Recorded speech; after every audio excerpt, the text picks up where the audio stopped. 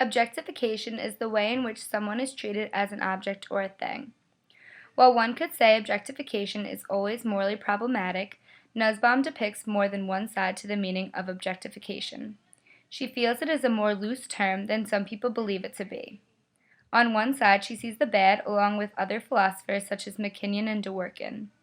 When discussing pornography, the passage states, "Men learn to experience desire in connection with scenarios of domination and instrumentalization, while women learn to experience desire in connection with these same scenarios, which means that they learn to eroticize being dominated and being turned into objects." Dealing with objectification, it would seem that this would be morally problematic and could even lead to acts such as violence and rape being made acceptable by people who defend it.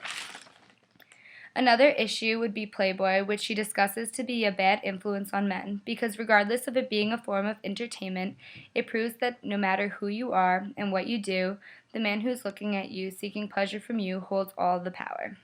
On the other side, Nussbaum feels the problem lies within the true definition of objectification.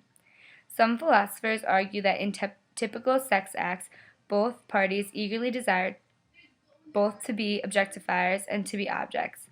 In this way, the experience is a mutual equal act that is pleasurable for both parties. Another argument Nussbaum suggests is that objectification isn't solely about sexual desire, which people often mistake.